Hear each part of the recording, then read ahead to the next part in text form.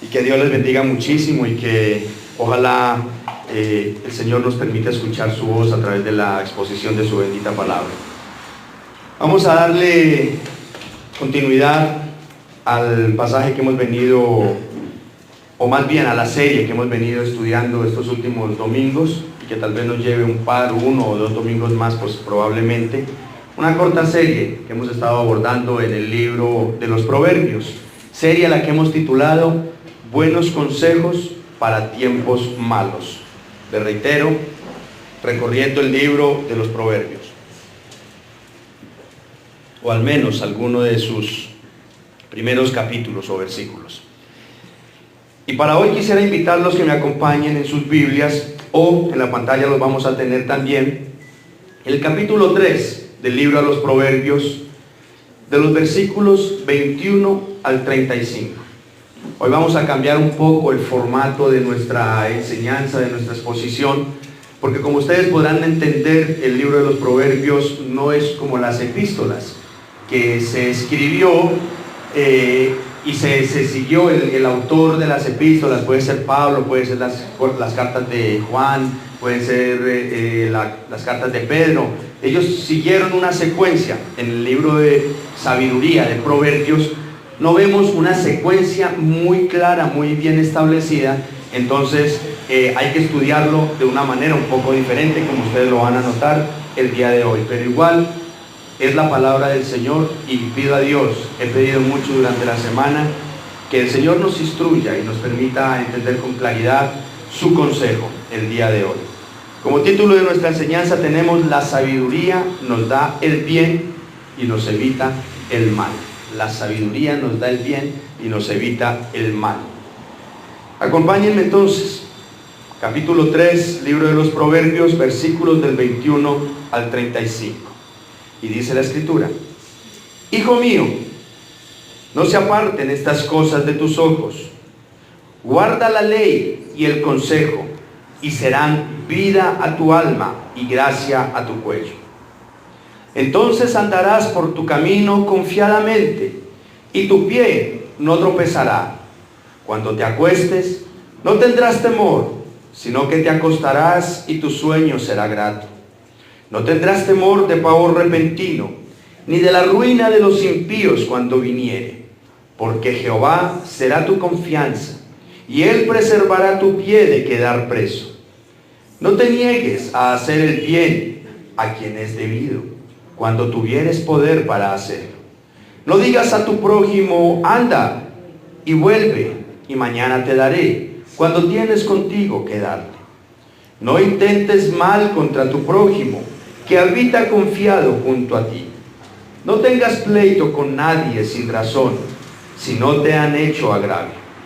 No envidies al hombre injusto, ni escojas ninguno de sus caminos, porque Jehová abomina al perverso, mas su comunión íntima es con los justos. La maldición de Jehová está en la casa del impío, pero bendecirá la morada de los justos. Ciertamente Él escarnecerá a los escarnecedores, y a los humildes dará gracia. Los sabios heredarán honra, mas los necios llevarán ignominia. Que el Señor bendiga su santa y poderosa palabra, y que nuestro corazón sea tierra fértil para que esta semilla caiga en buena tierra. Amén. A modo introductorio quisiera compartirles algunas frases de personajes muy importantes en la historia del mundo acerca de la sabiduría de la Biblia. Sir William E. Gladstone, uno de los mayores estadistas de Inglaterra, dijo: he conocido a 95 hombres importantes en el mundo durante mi vida, en mis años, y de ellos 87 eran seguidores de la Biblia. Isaac Newton, el descubridor de la gravedad y por tanto padre de los modernos viajes espaciales, dijo: considero que las escrituras de Dios son la filosofía más sublime. Encuentro más marcas seguras de autoridad en la Biblia que en cualquier historia profana. Isaac Newton dijo eso. George Washington, primer presidente de los Estados Unidos, dijo: Es imposible gobernar el mundo rectamente sin Dios y sin la Biblia. Thomas Jefferson, tercer presidente en la historia de los Estados Unidos, dijo: la lectura cuidadosa y persistente del sagrado volumen hará mejores ciudadanos, mejores padres y mejores maridos. Abraham Lincoln, uno de los más emblemáticos presidentes de los Estados Unidos también, que fue el presidente que abolió la esclavitud en los Estados Unidos y leía la Biblia cada mañana, dijo: en ella se hallan contenidas todas las cosas deseables para el hombre. Como podrán ver, amados hermanos, definitivamente la historia de la humanidad y de las naciones más poderosas han sido marcadas para bien, por hombres, por mujeres, por personas que se han dejado instruir, que se han dejado guiar por la bendita y soberana palabra de Dios y por los consejos que en ella han encontrado. Y es a este entendimiento que el sabio rey Salomón, considerado en su momento y probablemente hasta ahora, porque esa fue la promesa, no ha habido un hombre más sabio que este varón, el hijo de David, Salomón. Eso es a lo que él nos invita, a que valoremos realmente lo que significa la sabiduría de la palabra del Señor.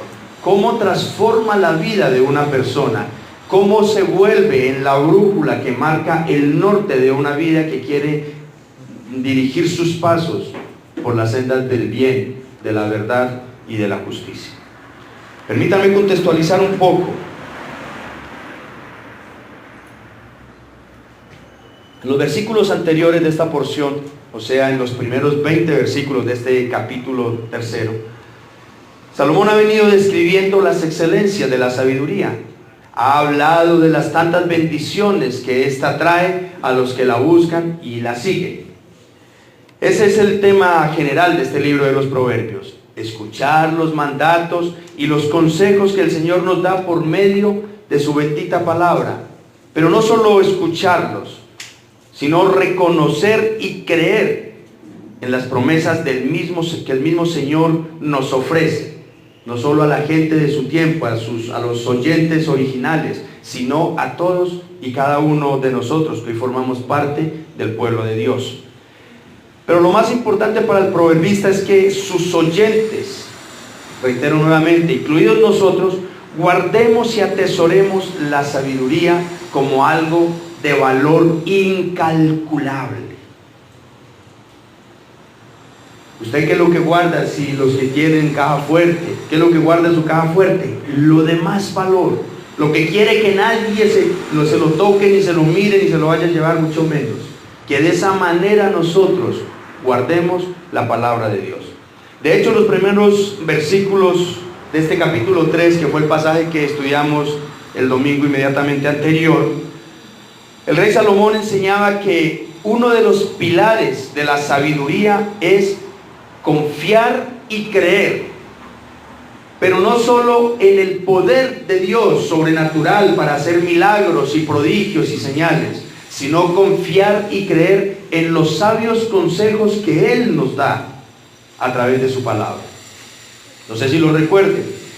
¿Por qué? Decíamos que muchas veces nosotros escuchamos el consejo de Dios, pero no lo acatamos, no le hacemos caso a la palabra de Dios. Acabamos de leer la escritura y vamos donde el vecino o donde el mejor amigo o donde la mejor amiga a que me diga qué piensa él o ella respecto a este problema o a esta situación, a este asunto que estoy enfrentando. Obviamos la palabra de Dios, nos distanciamos de ella, no la valoramos, no le damos esa prioridad que ella debe de tener en nuestras vidas. Y Salomón nos enseñaba la semana pasada entonces que deberíamos de confiar ciegamente en Dios y en su palabra, porque es el consejero infalible, el que nunca nos va a dar un mal consejo. Lo que esto básicamente entonces que quiere decir es que en cada decisión de nuestra vida, en cada decisión, Oigan, es increíble. No dice en tus decisiones más importantes, sino en cada decisión que vayas a tomar. Reconoce a Dios. Tenlo en cuenta, ¿lo recuerdan? ¿Y saben por qué hago énfasis en eso? De que es en cada decisión que vayamos a tomar.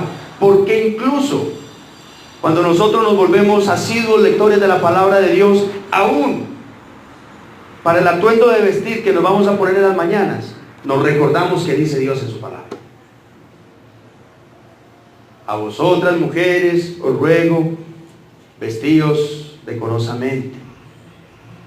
Y a los hombres nos da instrucciones, y a todos nos da instrucciones, en cada asunto de nuestras vidas, en lo más insignificante. Tengamos presente a Dios. Tengamos presente a Dios. Lo que esto básicamente entonces quiere decir es, no hagas lo que tu corazón o tus emociones o tus buenos sentimientos te dicen.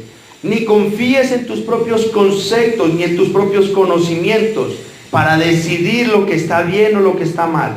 Más bien, obedece a la palabra de Dios. ¿Saben por qué? Porque engañoso es el corazón del hombre, que muchas veces nos lleva a ver lo que no debemos de ver, a tomar las decisiones creyendo lo que no debemos creer, pensando, pintándonos nosotros mismos, pajaritos en el aire muchas veces, creyendo que la vida es una telenovela.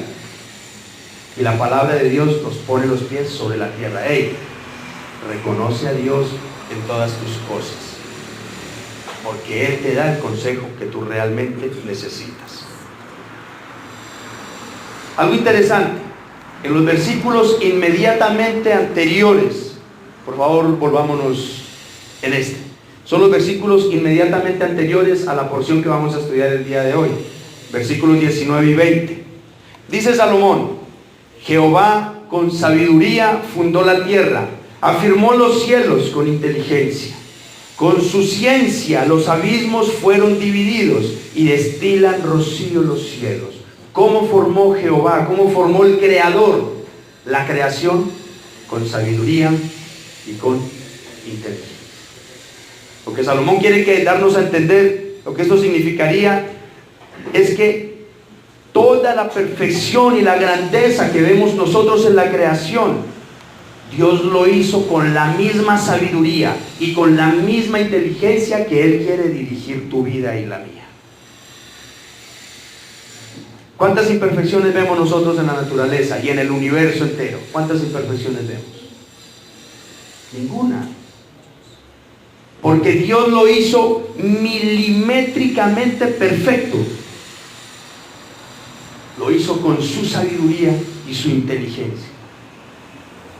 Entonces lo que Salomón quiere que entendamos es de que si la creación, el universo, funciona perfectamente, milimétricamente, porque fue creado con la sabiduría y la inteligencia de Dios, si nosotros nos dejáramos guiar de la sabiduría de Dios, acatáramos los inteligentes consejos, los sabios consejos que el Señor nos da a través de su palabra, nuestra vida, aunque eso va a ser imposible lo que voy a decir, sería perfecta, porque está siendo guiada por la palabra de Dios, por la sabiduría de Dios.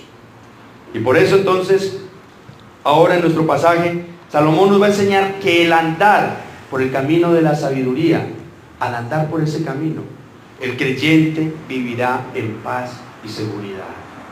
Pero para eso es necesario que obedezcamos unos mandatos que el Señor nos da, que debemos de evitar incurrir en ellos. Vamos a desglosar entonces, aquí nos da unas pautas para esos asuntos, para esos temas. Y hoy vamos a desglosar nuestro pasaje por números.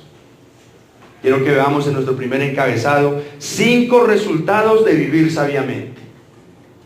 En nuestro segundo encabezado veremos 4 cosas que hay que evitar cuando se vive sabiamente. Y en nuestro tercer encabezado, 4 formas en que Dios paga al que vive sabiamente y al que vive neciamente. 5, 4 y 4. El Señor nos dé el entendimiento para poder guardar su maravillosa palabra. Y empecemos con el primer encabezado. 5 resultados de vivir sabiamente. Los versículos 21 y 22 los releo nuevamente, donde el Señor nos da como resultado de que vivir sabiamente es un adorno y da vida. Dicen los versículos 21 y 22. Hijo mío, no se aparten estas cosas de tus ojos, guarda la ley y el consejo, y serán vida a tu alma y gracia a tu cuello. Entonces, uno de los resultados, según Salomón, de vivir sabiamente es, como lo decíamos la semana pasada, que la sabiduría es como un ornamento que adorna, que embellece al hombre. Y poníamos el ejemplo de así como las mujeres cuelgan sus aretas, se colocan sus aretas, se maquillan, se organizan, y eso las embellece, las hace ver bonitas. Que asimismo la sabiduría hace ver bien a una persona,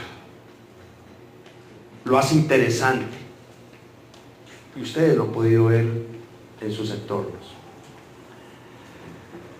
Esa sabiduría es admirada, valorada por los demás, es decir, trae el favor de otros.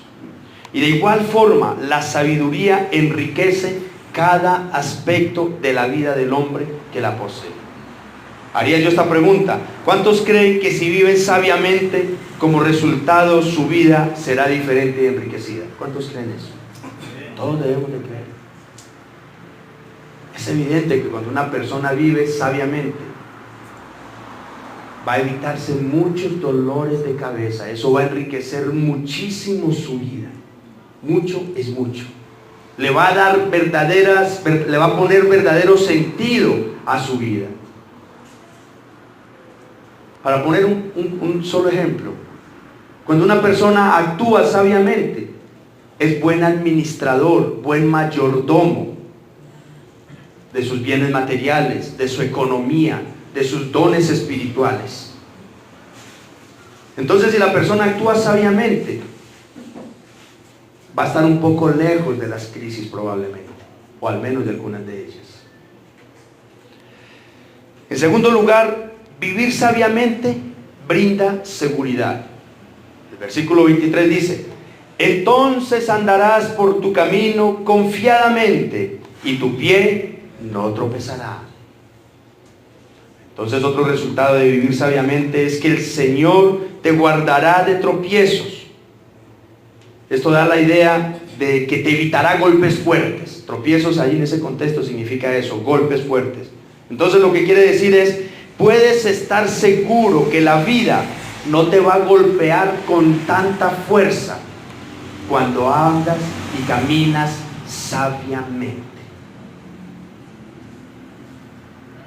Tal vez me atrevería aquí a hacerles una pregunta imprudente para que se la respondan ustedes. Cuando ustedes, o cuando nosotros, me incluyo, hemos actuado neciamente, no sabiamente, neciamente, ¿eso nos ha traído consecuencias? De las cuales nos ha dolido, hemos llorado lágrimas de sangre, ¿no es cierto? Yo siempre tengo un dicho que dice: vea, los errores que se cometen se pagan de dos maneras, o con lágrimas o con plata. Y a muchos nos pasa eso. Pero cuando actuamos sabiamente, esa sabiduría nos brinda seguridad. ¿Quién puede estar seguro de que nunca le vendrá nada malo si está actuando mal? Yo creo que nadie. Si estamos haciendo mal el día de hoy, créalo. Y no necesito ser profeta, ni echar las cartas, ni el tarot, ni nada de eso para decirle que muy pronto le vendrán las consecuencias de lo mal que está haciendo hoy. Pero si actuamos sabiamente, eso nos permitirá vivir con seguridad. Mientras que el que actúa en obediencia a Dios está seguro de lo que hace y que Dios lo cuidará. Ahora, no quiero decir que nunca tendremos problemas. En el mundo tendréis aflicción, dijo Jesús, pero confiad, yo he vencido al mundo. ¿Cómo podremos nosotros confiar en Dios? Actuando sabiamente. Tercer resultado sería que vivir sabiamente nos brinda tranquilidad. El anterior nos brinda seguridad, este nos brinda tranquilidad. El versículo 24 dice: cuando te acuestes, no tendrás temor, sino que te acostarás y tu sueño será grato.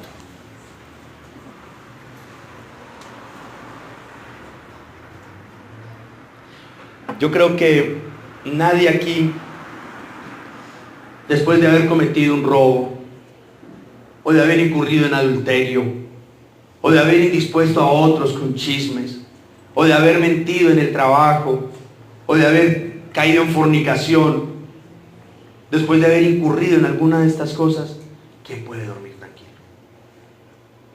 Yo creo que ya tendría que uno ser un delincuente consumado, un cínico, que estoy haciendo de todo esto y puedo conciliar un buen sueño. Pero una persona normal no va a poder dormir tranquilo cuando está caminando y dirigiendo su vida en pecado. Uno cree que ya lo descubrieron, o que ya lo van a descubrir. Actúa como un sospechoso a toda hora, porque como dice el refrán, el pecado ¿qué? Acobarda. Y así actúa uno, así vive uno cuando actúa mal. Me acuesto pensando en el daño que hice hoy y mañana me despierto pensando en lo mismo. El salmista dice por ahí en el Salmo 4:8: en paz me acostaré y asimismo dormiré, porque solo tú, Jehová, me haces vivir confiado. Qué belleza eso. Qué belleza. Uno poderse acostar tranquilo, sin temores, sin miedos. Esta es otra ventaja entonces de vivir sabiamente, la tranquilidad que el Señor nos da, poder conciliar un buen sueño sin preocupaciones. Un cuarto resultado de vivir sabiamente es que quita los temores. Dice el versículo 25: no tendrás temor de pavor repentino, ni de la ruina de los impíos cuando viniere. Dicho en otras palabras, no estarás pensando, asustado y lleno de miedos, que en cualquier momento las consecuencias de tu necedad te alcanzarán. Y así como destruye la vida de los que practican la maldad, así mismo puede destruir la tuya. Yo recuerdo años atrás, antes de conocer del Señor, yo les he contado a ustedes que andaba en medio de la delincuencia y yo iba en el carro y de lejos miraba que había un retén de la policía y yo no hallaba por dónde esquivar, por dónde desviar. A toda hora me parecía que me andaban persiguiendo, que si esto no me arrestan, esto me van a matar. Huyéndole. Dice por allá Deuteronomio: huye el impío sin que nadie lo persiga. Así mismo nos pasa cuando estamos haciendo las cosas mal. Pero cuando vivimos sabiamente, tenemos paz, podemos dormir tranquilos, podemos estar tranquilos. ¿A cuántos de ustedes, desafortunadamente, ojalá, y yo espero que en este tiempo, ya conociendo al Señor, no nos pase eso, pero a cuántos de ustedes les golpearon la puerta y dígale que no estoy? Lleno de sustos, lleno de temores, lleno de miedos. Yo a ustedes les compartí una vez que por allá un señor estaba en el Éxito y miró algo muy sencillo por ahí a la mano, algo de insignificante, tal vez de unos 2,000 o 3,000 pesos, y se lo echó al bolsillo y se fue mirando para todos lados. Y a la puerta le dice el vigilante: ¡hey! Y él dice: no, yo no me he robado nada, No, ¿qué horas tiene? Así es el que anda a toda hora con el pecado encima, lleno de temores y lleno de miedos. Pero el que vive según la voluntad y los preceptos de Dios ha sido libre de esos temores, porque él está seguro que está actuando sabiamente, y su fe se ha incrementado y cree profundamente que Dios lo está guardando. Eso es una de las bendiciones de vivir sabiamente. Recordemos el ejemplo de los amigos de Daniel, por ejemplo. Ustedes recuerdan la historia de los amigos de Daniel. Daniel capítulo 3, versículos 17 y 18. He aquí nuestro Dios, a quien servimos, puede librarnos del horno de fuego ardiendo, y de tu mano, oh rey, nos librará. Y si no, sepas, oh rey, que no serviremos a tus dioses, ni tampoco adoraremos la estatua que has levantado. No sé si ustedes estén enterados de la historia, conozcan la historia un poco. Los amigos de Daniel muy bien hubiesen podido postrarse a adorar la imagen de Nabucodonosor, al igual que todo el resto, que todo el mundo en su momento. Bien lo hubieran podido haber hecho, pero no lo hicieron. ¿Por qué? Porque ya no tenían temor, porque obedecían y conocían al Dios verdadero. Eso les daba confianza, eso les daba seguridad, eso les daba paz. Y mire lo que dicen: aunque el Señor nuestro Dios no nos salve, ni aún así nosotros haremos lo incorrecto. El que vive sabiamente no tiene por qué andar asustado, hermanos. No tiene por qué andar asustado. ¿Y saben por qué? En el versículo 26 dice que vivir sabiamente te libra de la esclavitud y el castigo. Dice el versículo 26: porque Jehová será tu confianza, y Él preservará tu pie de quedar preso. Es decir, vivir sabiamente te libra de la esclavitud y del castigo. Porque Dios mismo es el que pone esa confianza y esa paz en el corazón del creyente. Pero aparte de eso, Dios mismo fue el que prometió que quien viviera sabiamente, Él preservará, es decir, cuidará tu vida, te mantendrá a salvo de que alguien, o de que algunas circunstancias, o de que algunas cosas te controlen, o te quiten la libertad que Dios te ha dado. Qué hermoso eso. Qué gran bendición, mis amados hermanos, de vivir sabiamente.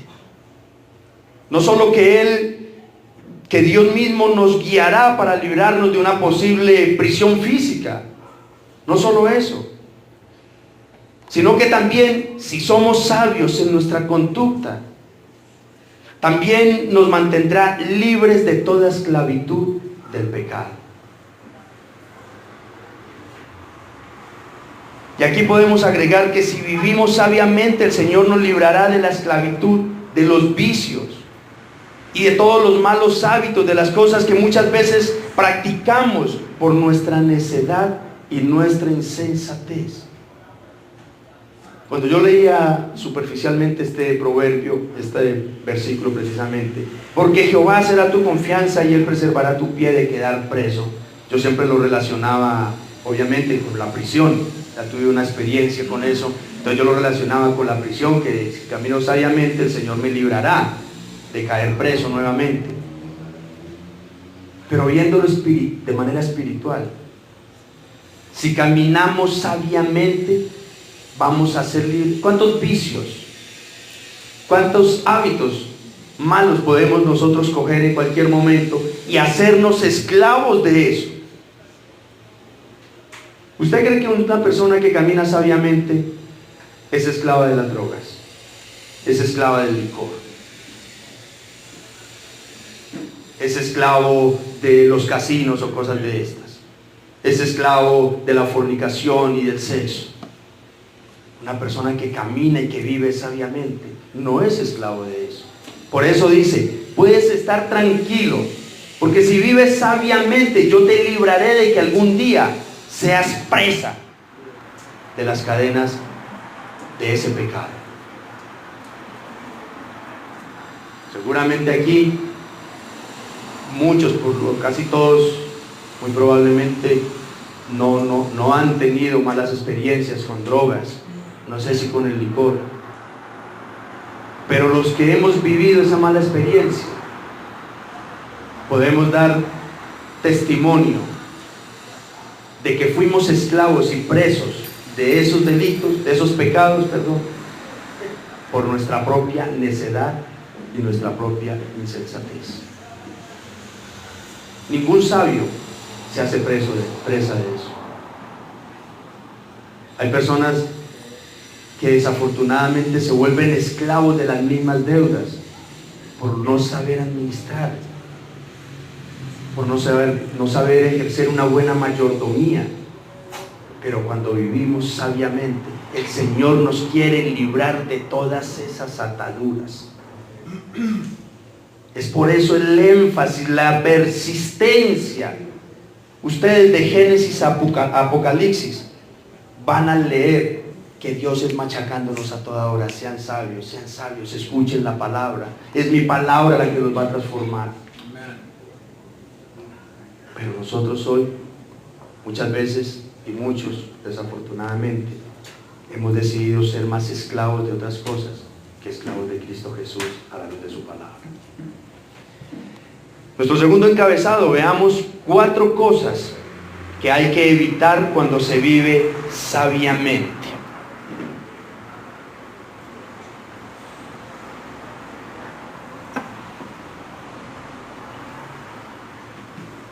Los versículos 27 y 28 nos enseñan que no debemos endurecer nuestro corazón ni ser indiferentes ante las necesidades de los demás. Miren lo que dice: no te niegues a hacer el bien a quien es debido, cuando tuvieres poder para hacerlo. No digas a tu prójimo: anda y vuelve, y mañana te daré, cuando tienes contigo que darle. El versículo 27 se puede interpretar de 2 formas similares. En primer lugar, si hay alguien que necesita y merece ser ayudado, y yo tengo los medios y la oportunidad para hacerlo, mi deber es ayudarlo. Pero también se puede interpretar, en segundo lugar, de que si yo tengo una obligación, un compromiso económico, una deuda con alguien, y esa persona necesita sus intereses, sus réditos, sus arriendos, yo tengo la obligación de cumplir con mis obligaciones y compromisos económicos, financieros. Y el versículo 28 entonces es una ampliación de cualquiera de estas 2 interpretaciones. En primer lugar, si alguien necesita nuestra ayuda y tenemos a la mano cómo ayudar, pues no le neguemos la bendición al que la necesita. Y dice: no le digas a tu prójimo: ve y vuelve mañana, y mañana te daré. Es decir, ¿por qué hacernos de rogar para ayudar a otro con una librita de arroz? La canastica de amor que la vemos y nos da ganas de llorar a veces. ¿Por qué negarle una librita de arroz a alguien que la necesita? O 2,000, 3,000, 5,000 pesitos que tal vez no nos vayan a enriquecer ni empobrecer tampoco. Y mientras nos hacemos de rogar, tal vez hay una familia que hoy le va a tocar acostarse sin comer, por la dureza de nuestro corazón. Y si lo interpretamos de la otra manera, si alguien viene a cobrarme porque yo le adeudo a alguien algo, unos intereses, un capital, alguna cosa, el arriendo, no sé, algo que yo deba, y si tenemos a la mano cómo pagar, ¿para qué nos ponemos a calentar plata ajena? Dice un dicho secular por ahí callejero: el que paga lo que debe, sabe lo que tiene. Y es básicamente lo que la palabra de Dios nos está enseñando. De hecho, los proverbios, ¿sí sabían ustedes que eran como quien dice el refranero? Se escribió y se estructuró de esta manera con la finalidad de que fueran dichos que nosotros pudiéramos memorizar con facilidad, o las personas de la época de Salomón. Y muchos de los refranes que hoy conocemos callejeros, algunos de ellos tienen como raíz algunos apartes de los proverbios. Y ese puede ser uno de esos ejemplos. Entonces, hermanos, no te niegues a hacer el bien a quien es debido, cuando tuvieres poder para hacerlo. Y no digas a tu prójimo, anda y vuelve y mañana te daré, cuando tienes contigo que darle. Si podemos nosotros ser instrumentos de Dios para suplir la necesidad de alguien. Oiga, yo les digo una cosa, porque a mí me ha tocado vivirlo. Si yo le pido 2,000 pesos a alguien y le digo que es para la comida de la casa, o si yo le pido 1 libra de arroz a alguien, créanme que es porque realmente hay una necesidad en mi casa. Porque no todo el mundo se humilla a pedir 2,000 pesos para llevar comida a la casa o a pedir 1 libra de arroz. Y si nosotros lo tenemos, hagámoslo. No endurezcamos nuestro corazón ni seamos indiferentes con la necesidad de los demás. Tengamos un corazón amoroso, generoso, como el de Dios ha sido para con nosotros. Amén. En segundo lugar, no seas desleal ni traicionero. Versículo 29. Dice, no intentes mal contra tu prójimo, que habita confiado junto a ti.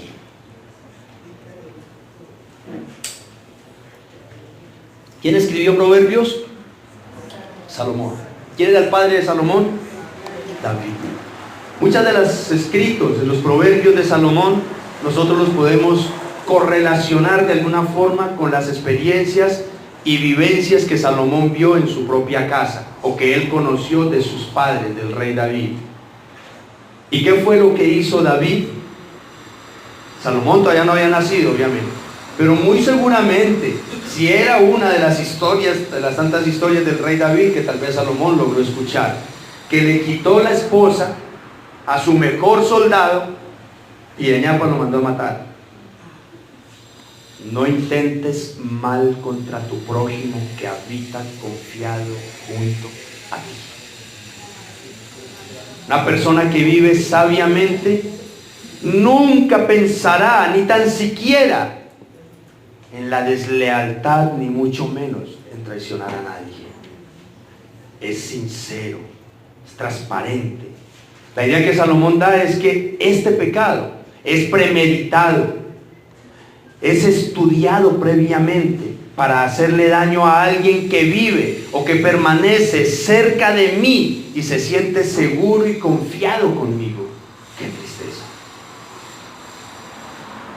Y aquí podemos incluir a nuestra familia, a mi esposa, a mi esposo, a mis amigos, a mis allegados. Un hombre sabio y temeroso de Dios nunca haría tal cosa. Hay delitos, pecados que la Biblia condena. Todos los pecados la Biblia lo condena. Pero uno de los pocos pecados que el Antiguo Testamento dice, al que comete adulterio, sácalo, al hombre y a la mujer, sácalos a la plaza y apedréalos, mátalos delante de todo el pueblo. ¿Por qué tanta dureza con ese pecado? Porque no hay nada que duela tanto como una traición. Y obviamente que Salomón, 900 años antes de Cristo, pero ya Dios conocía la traición de Judas, la negación de Pedro. Y dice que cuando Pedro negó a Jesús, de alguna forma fue desleal con Jesús y lo traicionó, dice que lloró amargamente, porque eso duele mucho. Entonces, amados hermanos, si somos sabios, no le traicionemos a nuestra pareja. No traicionemos a los amigos que han confiado en nosotros. Seamos leales con las personas, así como Dios es leal con nosotros. En tercer lugar, no seas conflictivo, y menos si no te han hecho nada malo. Versículo 30 dice, no tengas pleito con nadie sin razón, si no te han hecho agravio. Una persona sabia es pacifista, es mansa, es humilde, lejos está de ser conflictiva o resentida. Lo mismo enseñó Jesús en su famoso Sermón del Monte, ¿lo recuerdan? Mateo 5, versículos 39 al 41, dice el maestro de Galilea: pero yo os digo, no resistáis al que es malo. Antes, a cualquiera que te hiera en la mejilla derecha, vuélvele también la otra. Y al que quiera ponerte a pleito y quitarte la túnica, déjale también la capa. Y a cualquiera que te obligue a llevar carga por una milla, ve con él 2. Lo que los dos instruyen entonces aquí es que un hijo de Dios evitará al máximo, aún cediendo a sus propios derechos si es posible, para evitar una disputa, un desacuerdo con otras personas. La idea es que si en algún momento te tocara llegar a un tribunal por alguna razón, que sea verdaderamente de fuerza mayor, pero no porque tú lo provocaste. Casi que negándose a sus propios derechos. Es la idea que nos da tanto Jesús como Salomón. No tengas pleito con nadie sin razón.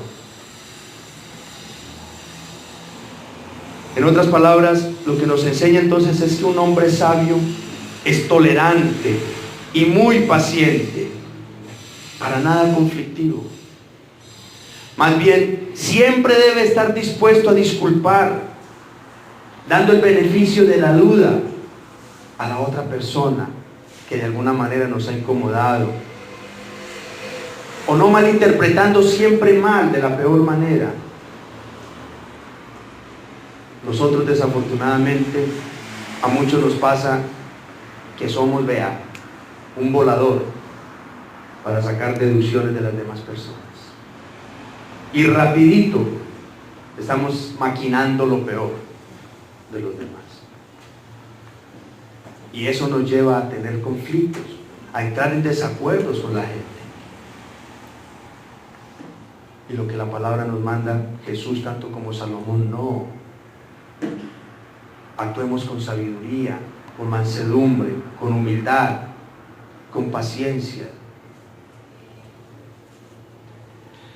En cuarto lugar, algo más que hay que evitar: no seas envidioso, y menos de los injustos.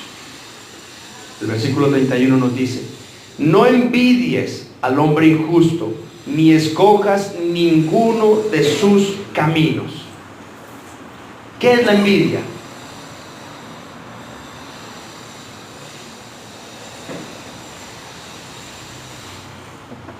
Básicamente es un deseo que me enferma. Es un deseo que me enferma a mí por los beneficios o las bendiciones o las ventajas que otros tienen. Yo deseo tanto ese carro de ese hermano, de esa hermana, que eso hasta me enferma. Eso es la envidia. De manera que la envidia de por sí es un pecado que el Señor aborrece. Cuando hablamos de aborrecer, estamos hablando de algo que casi que le da náuseas a Dios. Es tan grave este pecado que el Proverbio 14:30 dice que es cárcoma la envidia, cárcoma de los huesos, se carcomen los huesos. Es como si se carcomieran los huesos cuando una persona tiene envidia. Y es tan sutil ese bicho de la envidia, es tan sutil. Pero lo peor que le puede pasar al envidioso es envidiar, en este caso, en nuestro pasaje. Lo peor que le puede pasar al envidioso es que envidia a los violentos y perversos.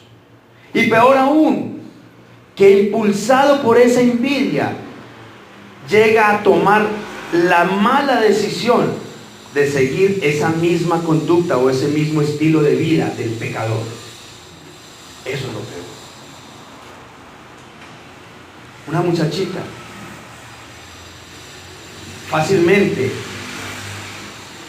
puede decir, pero es que la vecina, discúlpenme los términos, ¿no? La vecina que sale con el uno, que sale con el otro, Y le llegan en el carro, le llegan en la moto, y yo aquí bien juiciosa.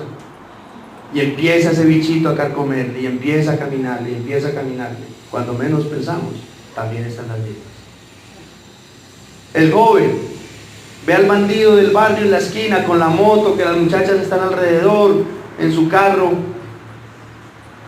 y empieza eso. Y yo como busco de Dios, y ni para bicicleta. Y empieza la envidia, y empieza a caminar. Y cuando menos piensa, hey, el hermanito fulano de tal, ese muchachito, no, ya está con los muchachos de del combo, del barrio. Eso es la envidia. Y tristemente, una persona puede terminar en esas condiciones. Estos consejos ya Salomón los había recibido de su padre, el rey David. En el Salmo 37, versículos 1 y el versículo 7 dice lo siguiente: no te impacientes a causa de los malignos, ni tengas envidia de los que hacen iniquidad. El versículo 7 dice: guarda silencio ante Jehová y espera en él. No te alteres con motivo del que prospera en su camino, por el hombre que hace maldades. Y tan fácil que es caer en la envidia. Tan fácil como esto. Llego yo a mi casa y no hay luz. ¿Qué es lo primero que hago? Salgo por la ventana y miro. ¿Dónde el vecino hay luz? ¿Qué pasó? ¿Por qué los demás tienen energía y acá donde nosotros no? Y por ahí empieza. ¿Es que estos tienen más que nosotros o qué? ¿O es que estos son más que nosotros o qué? Fácilmente empieza ese bichito. Nosotros estamos en un mundo que desafortunadamente cada día es más y más y más materialista. Y si nos descuidamos, como conocemos del Señor, ya somos unos creyentes temerosos de Dios. Entonces ya no vemos las muchachas. Anteriormente tal vez pasaba la muchacha y se iba el ojo atrás. Ya no, porque somos temerosos de Dios. Pero si el amigo tiene un buen carro, que no es creyente, y lo veo que pasa en tremenda camioneta, vea qué carrazo, y yo la pudiera tener también. Y por ahí empieza ese bicho a picarme también. ¿Qué voy a saber yo? ¿Por qué medios o de qué maneras mis amigos de la vida pasada están consiguiendo sus cosas y yo envidiándolos? No, hermano. Eso no es de un hombre sabio. Eso no es de una persona temerosa de Dios. Y eso fácilmente nos va a apartar del camino. Seamos sabios, apreciemos y disfrutemos las bendiciones, tanto materiales como espirituales, que el Señor nos ha dado, y no acariciemos con envidia lo que el pecado les está dando ahora. Veamos rápidamente nuestro tercer encabezado. 4 formas en que Dios paga al que vive sabiamente y al que vive neciamente.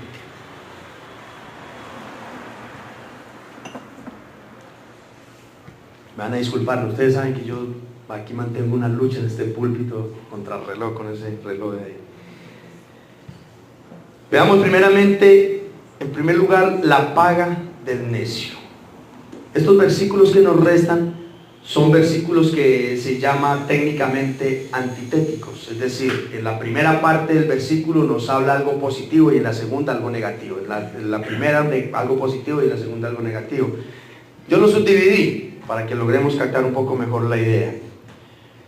Una de las formas en que Dios le paga al necio son estas. En primer lugar, la primera parte del versículo 32 dice: porque Jehová abomina al perverso.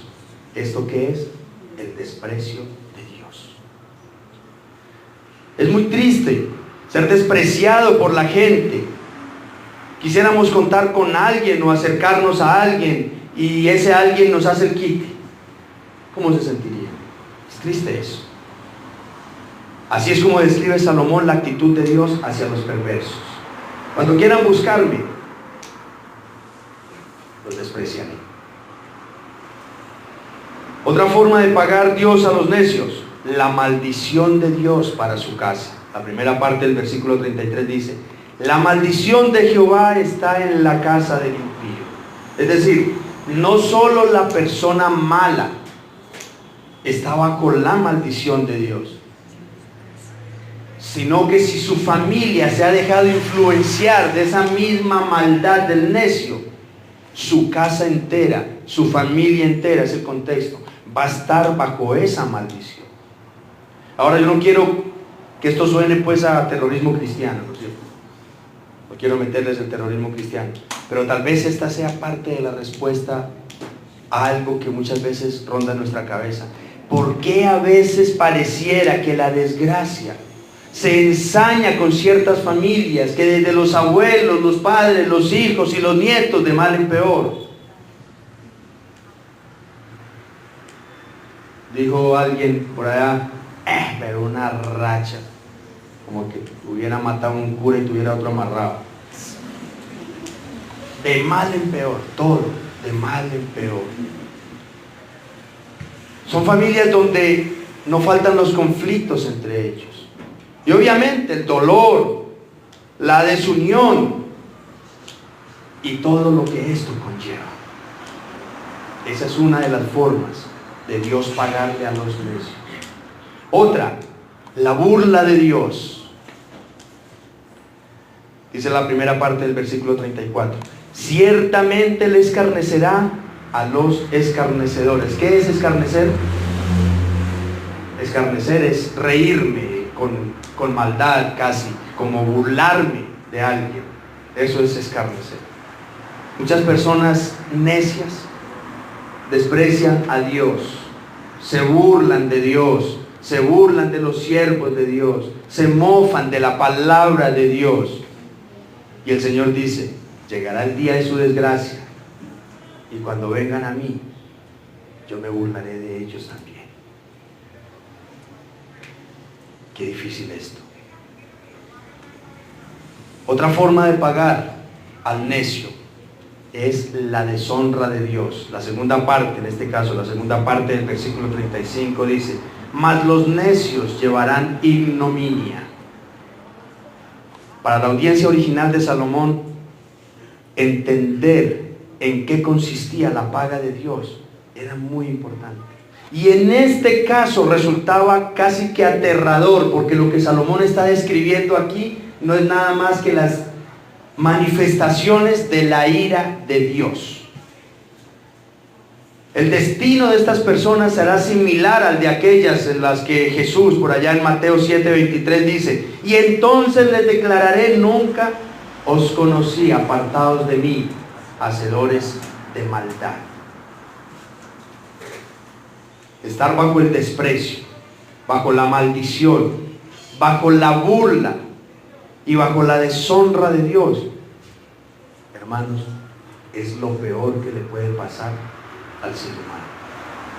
Porque eso lo podemos sintetizar en una frase: tenemos a Dios como enemigo. Y yo les digo, yo preferiría lidiar con 10 culebras acá que tener a Dios de enemigo. Qué aterrador es. Mientras que la paga de Dios a los sabios, vamos a hacer la misma dinámica, es totalmente diferente. La segunda parte del versículo 32 nos habla de la cercanía de Dios. Dice: mas su comunión íntima es con los justos. Los sabios, los que aman y obedecen a Dios, tienen el gran privilegio de saber que Dios es su amigo, que está siempre con ellos. Jesús dijo por allá en Juan 15 que si guardamos su palabra, seremos siempre sus amigos. ¿Y qué? Y ha prometido estar siempre con nosotros. Esta es la paga que todo mundo deberíamos anhelar. Qué mejor bendición, qué mejor paga que yo saber que Dios está conmigo, que no soy enemigo de Dios. En segundo lugar, la segunda parte del versículo 33, la bendición de Dios estará sobre su casa. Dice: pero bendecirá la morada de los justos. A diferencia de los hogares conformados por miembros llenos de maldad, que está marcada por la desgracia, el dolor, el hogar de los temerosos de Dios y que viven sabiamente, escuchen esto, son hogares donde se respira paz, donde hay unidad, donde hay respeto, donde hay tolerancia, hay comprensión, es decir, hay exceso de amor. Esa es la bendición sobre los hogares, sobre las familias. ¿Y saben por qué? Porque la bendición de Dios, el favor de Dios, está en esa casa, está con esa familia. Qué bendición, ¿no les parece? Otra forma en que Dios paga a los sabios, la gracia de Dios mismo. La segunda parte del versículo 34 dice, y a los humildes dará gracia. Este versículo 34 es usado algunas veces en el Nuevo Testamento por Santiago, por Pedro, no tengo aquí las referencias en el momento, para enseñar también que mientras que los arrogantes buscan sobresalir, destacarse por encima de los demás, a esos Dios los humillará. Pero los que actúan con humildad, mostrando siempre dependencia de Dios, servicio a Dios, a esos dice el Señor que Dios los exaltará, que a esos los pondrá en lugares altos, por encima de otras personas. Esa es la gracia de Dios sobre los humildes. Y en cuarto lugar, la recompensa de Dios. La primera parte del versículo 35 dice, los sabios heredarán honra. Ya para terminar entonces su lista de la paga que Dios da a los que viven sabiamente, Salomón destaca algo bastante importante aquí. Ellos recibirán por parte de Dios algo que nadie les podrá quitar nunca, porque es su herencia. Es su herencia, yo se la dejé en el testamento, nadie absolutamente se las puede quitar. ¿Y qué es? Es el reconocimiento y el buen nombre que Dios mismo les dará a esas personas. Hermanos, ¿a quién no le gustaría ser reconocido y honrado por Dios? A todos nos gustaría eso, ser reconocidos y honrados por Dios. Que el mismo creador del universo diga de usted, diga de mí, lo que dijo de Abraham, este es mi amigo. Lo que dijo de Moisés, este es mi siervo. Lo que dijo de David, este es el hombre que tiene su corazón conforme al mío.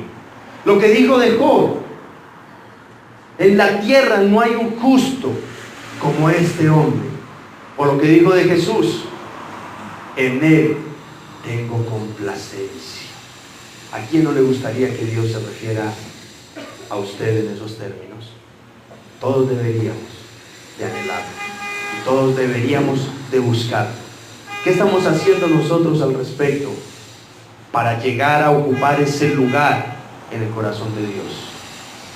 Esta es la paga que el Señor da a los que viven sabiamente según sus consejos y según su justicia. Y quisiera cerrar con unas preguntitas. ¿Cuál es el tipo de vida que estamos nosotros llevando? O más bien, ¿qué tipo de personas somos? ¿O cómo estamos actuando? ¿Sabiamente o neciamente? Y como consecuencia, ya que sabemos cómo es que paga Dios a los sabios y cómo es que paga Dios a los necios, ¿qué tipo de paga estamos buscando y esperando? ¿La que proviene de una vida necia o la que el Señor te da o le da a los que viven sabiamente? ¿Cuál es la paga que estamos nosotros anhelando en este momento? Yo les pediría en el amor del Señor que busquemos siempre la paga del que vive sabiamente. ¿A qué hora se levantan ustedes a trabajar cada mañana? ¿A qué hora nos acostamos? ¿A qué horas comemos por causa del trabajo? Y si hay horas extras, yo trabajo horas extras porque necesito esa plática extra también. Esa es la paga económica que estamos buscando nosotros. Entonces, ¿por qué no sacrificarnos viviendo una vida con sabiduría? Para alcanzar, para recibir la paga que Dios le da a los que viven sabiamente. ¿Y saben qué es lo mejor? Que Dios es honrado y glorificado cuando nosotros vivimos sabiamente. Pero la recompensa no se la lleva Dios, nos la llevamos nosotros. Y cuando vivimos neciamente, ¿será que Dios deja de ser Dios? Dios seguirá siendo el mismo. Seamos necios o seamos sabios, creamos en Dios o no creamos, Dios seguirá siendo el mismo, de ayer, de hoy y de siempre. Los que tenemos que pagar las consecuencias de nuestra necedad somos nosotros mismos.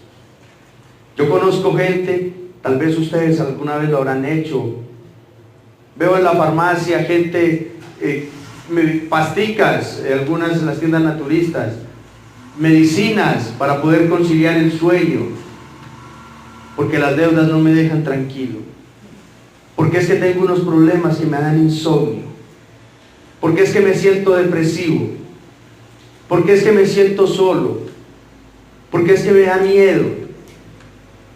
Necesito medicinas para los nervios. Y la palabra nos acaba de enseñar que cuál es la mejor medicina. Viva sabiamente, obedezca a Dios. Si quiere dormir tranquilo, tener paz, tener sosiego en su vida, vivamos como Dios nos está pidiendo y mandando que vivamos. Y vamos a ver cómo el Señor de esa manera nos va a llevar de victoria en victoria y de triunfo en triunfo. Y así podremos dar un excelente testimonio de lo que es Dios en nuestras vidas. Amén. Vamos a darle gracias al Señor. Amadísimo Dios,